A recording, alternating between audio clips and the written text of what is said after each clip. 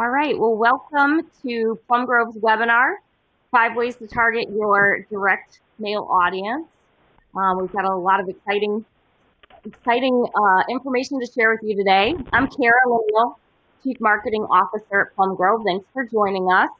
Wanted to let you know this webinar will be recorded, and we will send out the video and the slide deck will be emailed to you after the webinar is over. So without further ado, we can go to the next slide. So before we start, I wanted to let you know about some upcoming events that are part of our Let's Grow Your Business Together webinar series.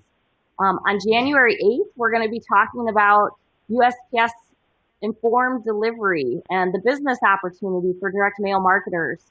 So far, over 19 million Americans have signed up for informed delivery, and 1 million more are signing up every month to get photos of their mail emailed to them every day. We recommend that you sign up for this free service at informeddelivery.com. We think it's going to change direct mail. So we invite you to join us January 8th. You can learn more about the opportunity for your business. And after that, on January 23rd, we're going to be talking about expanding direct mail campaigns by using mobile phone advertising. Using geofencing technology, you can show ads only to the households that are on your mailing list.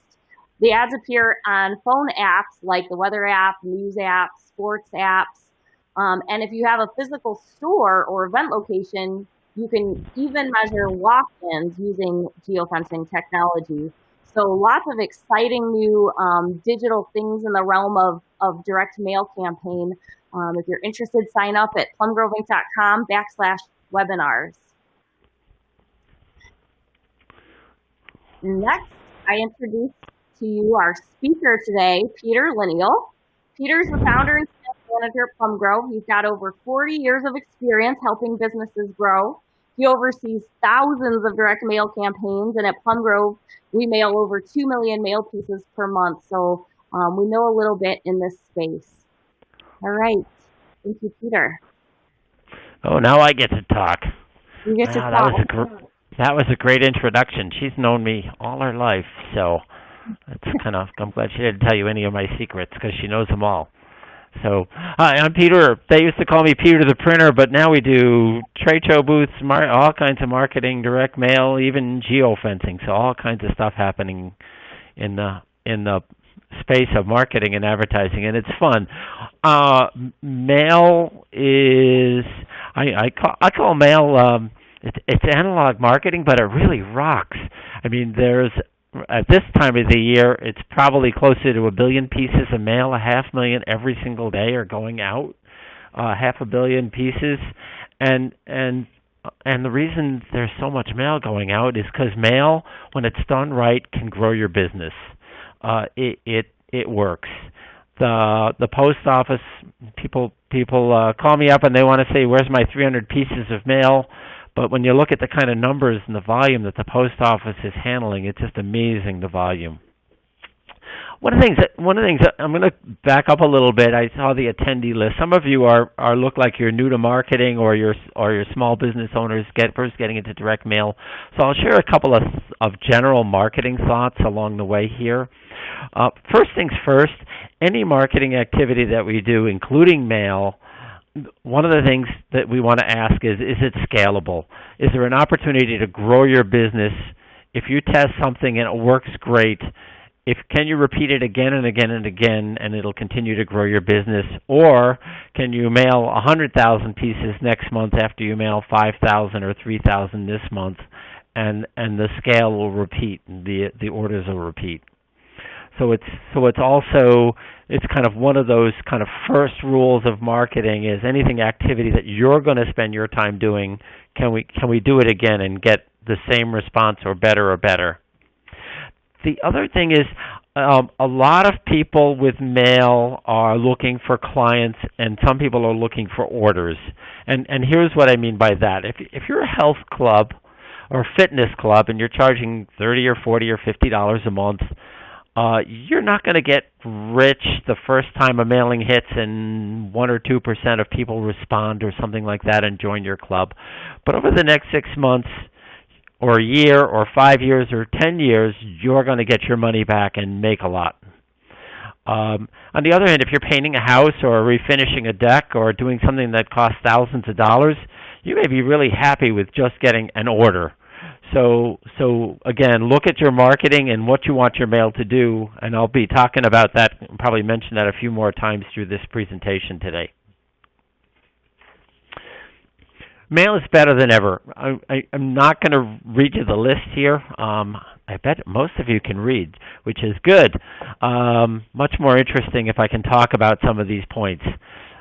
One of the things that I hear a lot is, oh, mail is old-fashioned, mail doesn't work. And on the other hand, I say to people, what do you do when you go home from work? What's the first thing you do? And in many, many cases, not everybody, but you get the mail out of the mailbox. You look through it. You might sort it. You might put some of it in the recycling bin, and the stuff that might be interesting or the bills you're going to interact with and do something with.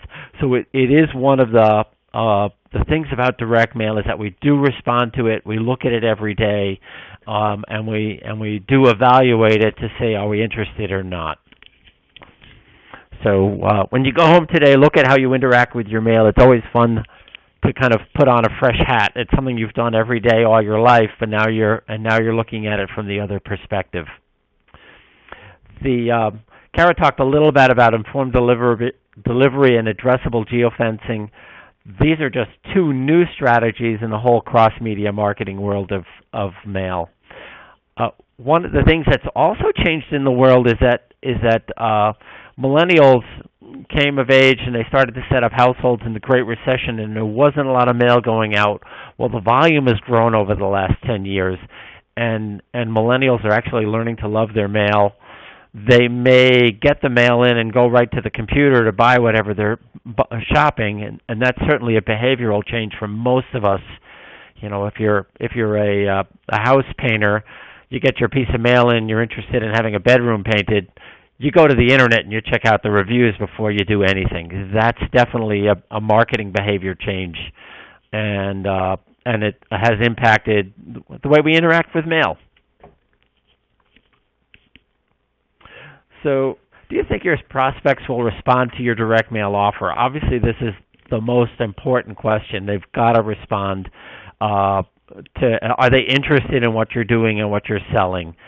In our space, people ask me all the time, what's an advertising, what's a response rate? What should I expect in terms of response? And there is no standard. My garden center clients will have, if they mail in May in the upper Midwest, and some of you are spread out around the country on our conference today, but in the upper Midwest, when the snow melts and you can finally get out and the last frost is done, on May 15th, you go to the garden center. And the response rates are 5, 6, 7, 8%. I literally have seen people mail 15 or 20,000 pieces and have 1,000 coupons redeemed or more in the next 15 or 30 days. And on the other hand, if you're selling hearing aids, your response rate's going to be maybe 0.1% or 0.2%. So what are you selling and when are you selling it and what are you offering? Certainly, as we've all experienced in the last week, turkeys at Thanksgiving are a big seller. Now this next slide, truth in advertising. I hate to be honest and be in advertising, but I have never seen a survey that tells me that 40% of the results of advertising is as a result of the mailing list and 40% is the call to action.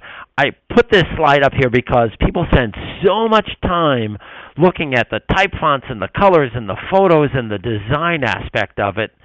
And the two most important things that I've seen in direct mail marketing and advertising is the mailing list. Are we going to somebody who's interested in what I'm selling at a time when they're interested in buying what I'm selling?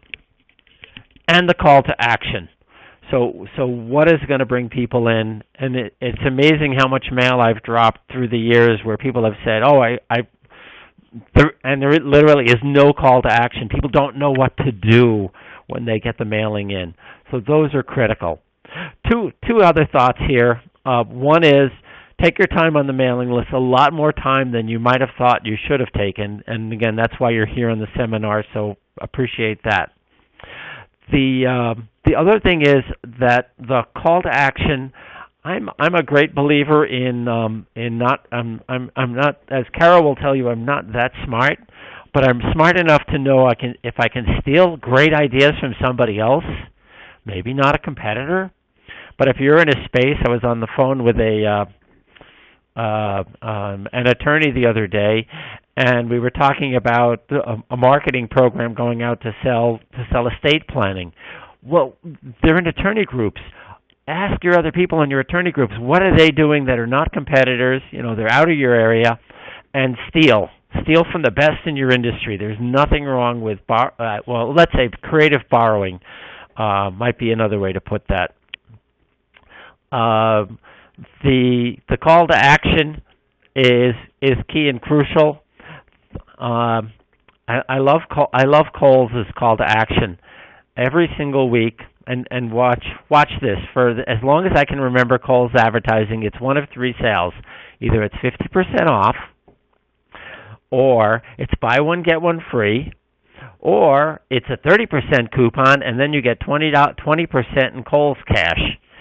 And the thing that's amazing about that is that they've been doing that same marketing for year after year, and it still works. So last note on this page, one of the biggest marketers in America do what they call A/B testing, where they're testing advertising on an ongoing basis, and they're doing something that they know works, and then they're testing something else that they want to try that they think will work. And A/B testing against a standard is kind of typical of your biggest marketers in America. We're rolling right along here.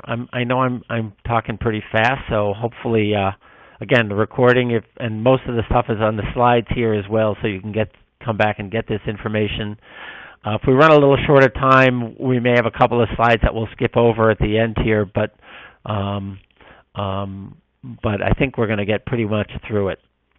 So we talked about 5 key things. Number 1 is, what's your perfect prospect look like? Some of the stuff is pretty obvious: age and income, and male or female. What's our home value? Other things that may or may not be of on your top of mind is, where are they when they're shopping for what you sell, and when are they shopping for what you sell?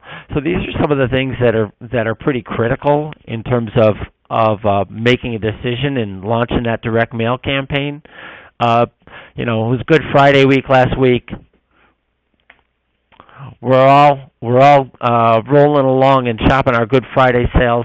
There's an awful lot of stuff that's not a good time to sell and put on sale on Good Friday week, and stay away from it.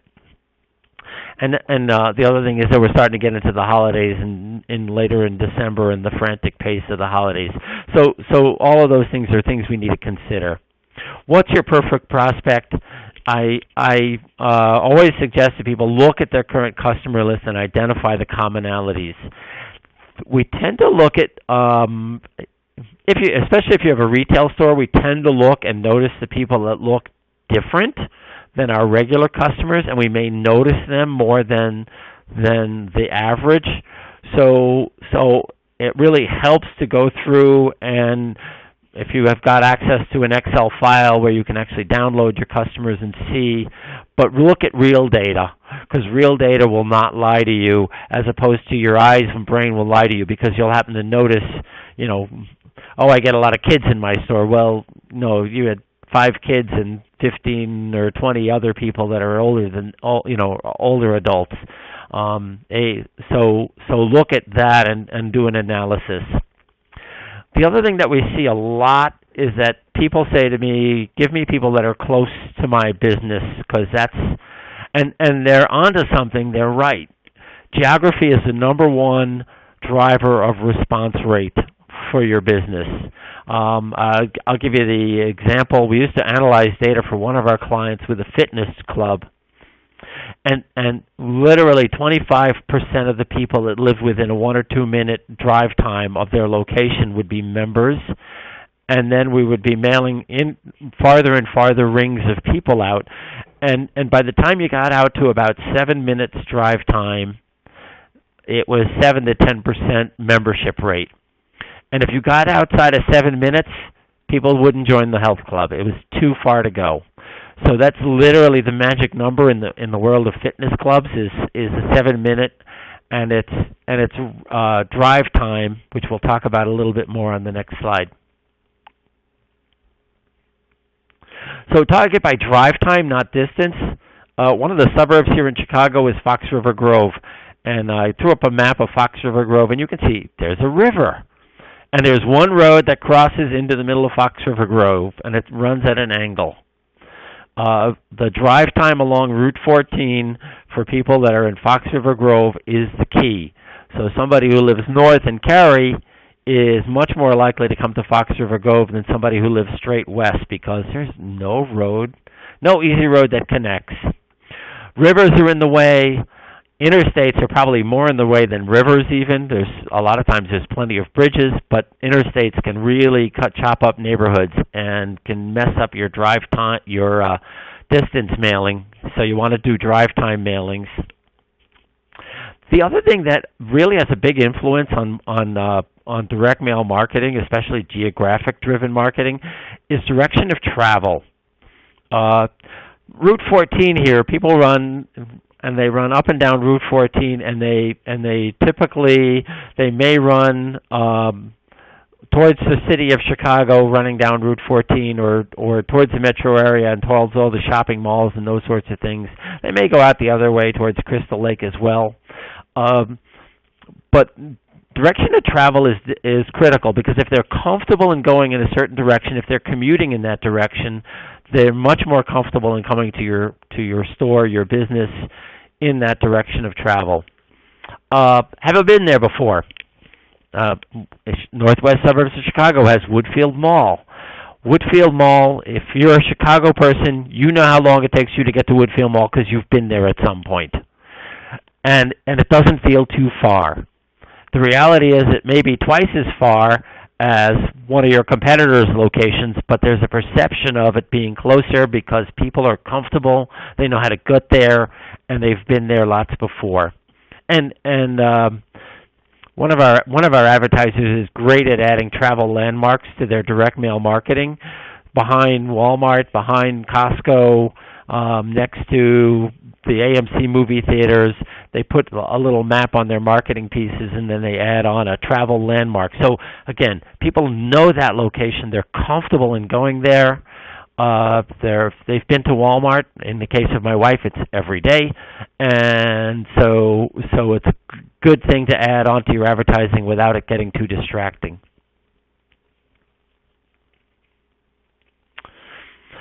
Eliminate people who are least likely to respond, especially if we get into every door direct mail or geographic mailing, where you're mailing saturation type mail.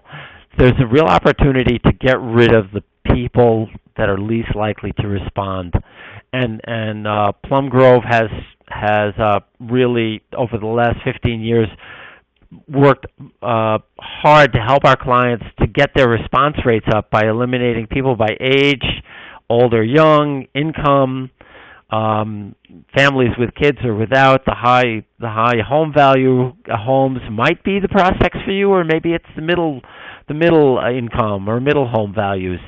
If we can eliminate some people that are not going to respond, the return on investment is very significant.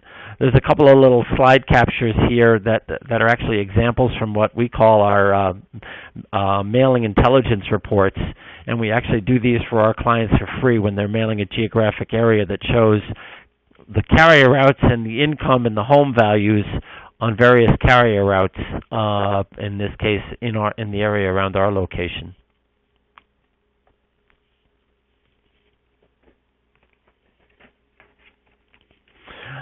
Personalize the call to action. The more you can talk to that, and again, we had that question way back at the beginning, what do they want? Do they want to buy from you?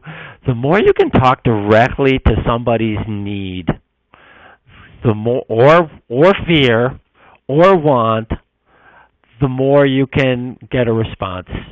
One of our clients is a company in the that actually has a fire department, and one of the things that they do mailings on is if there's a fire in the neighborhood, they'll mail the area around that fire. All of the people who are not members of the private fire department get a mailing saying there's been a fire in your. So they're working on the fear angle. Get protected.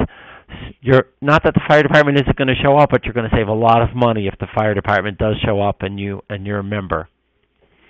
Car dealers, and I'm always amazed that car dealers not doing more personalization. There's no reason for a car dealer not to show a picture of the car you bought in the color that you bought it, maybe a picture of your service manager saying it's time to make an appointment because they know that you've now hit the 7,500 mile mark because OnStar told them that you're now at the time for an oil change and you haven't had your oil changed. They know all that. The more you can talk directly to a need, the higher your response rates. Name is old-fashioned. In some ways, it's almost like kind of a throwaway at this point. But if you can talk to an actual need and show a picture of somebody that looks like me, or if you're a veterinarian, show a picture of my kind of dog, or literally my dog, we have the technology to print all of that just that way that I described it. There's no barrier to that variable personalization in marketing anymore. It's really fun. So I've kind of talked, most of the other slides have talked about general geographic marketing, and I know there's a few people on our webinar today that are not necessarily geographic driven. So I wanted to share another point, and this may work as well for geographic driven marketing, brick and mortar type advertising opportunities. There's a lot of research that's not tapped, especially by the small marketers, that's available to you. Behavior-based mailing lists are specialty lists. We call them consumer lists, where the big data compilers in America learn a whole lot of stuff about you from the magazines you subscribe to, the purchases you make, all of those times that you go to the food store and you give them your ID number and your membership card, and they're tracking what you're buying, where you're buying. They don't really know everything about you. There's a fair amount of myth around that, but that research is actually available to you in not a very expensive form. For a few $100s, you can do what's called a lookalike mailing. And what is a lookalike analysis? And what that is you can give us your mailing list of customers, your customer list, and we can upload it to several of the huge mailing list compilers, and they will tell you how many thousands of people or hundreds or millions of people look like your most likely to respond customers. Again, age, income, but what credit card do they have? Do they donate to charities? Do they donate to health charities? Do they donate to religious charities? All sorts of stuff that they know about people in America, and they can match your list with other people that look like your prospect list. I'm running out of time here, so I'm gonna kind of move through. These slides are going to be available after, but I want to do some Q&A. And just talk about Every Door Direct Mail. I'm going to quickly say this was invented by the post office. EDDM is great. It's the program where they deliver a piece of mail to every house. And the one thing you need to know is that when you put an address on the mailing, it gets sorted by the machines. When you don't put an address, which is what EDDM is, it gets sorted by the postal carrier. And that means that there's all kinds of stuff that happens, like the postage is higher if there's no informed delivery, and at the apartment buildings they drop it in a pile on the floor. Whereas if you put an address on the piece, we call it Better Than EDDM. You get a whole lot of benefits, and you pay lower postage. So I'm going to skip these for now, but they'll be in your handouts after our presentation today, and so we can talk a little bit more about that. Also, here's the commercial end at the end. We will do a free mailing list intelligence report if you are again a geographic-driven marketer.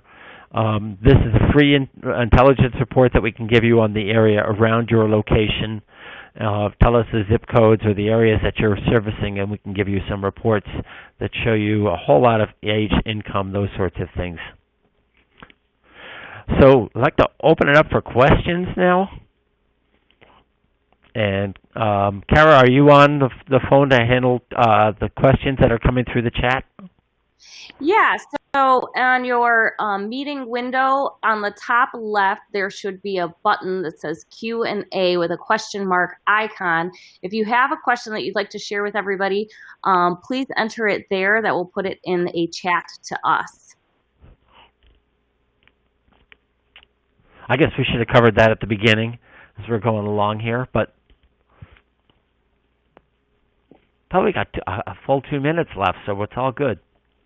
And we'll continue to answer questions after. We can stay a little late and continue to answer questions. And again, we can actually respond to those questions afterwards as well.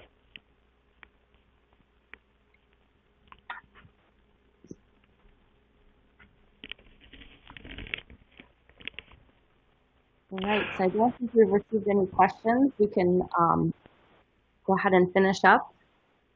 Yeah, so thanks for joining us today. Hope we've shared a few new ideas with you to help you grow your business.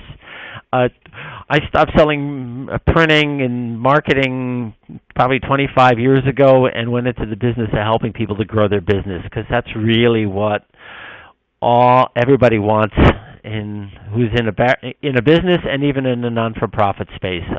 Grow their donations, grow their memberships. And that's what we're here to do. So thank you for joining us today. Hope we shared a few new ideas.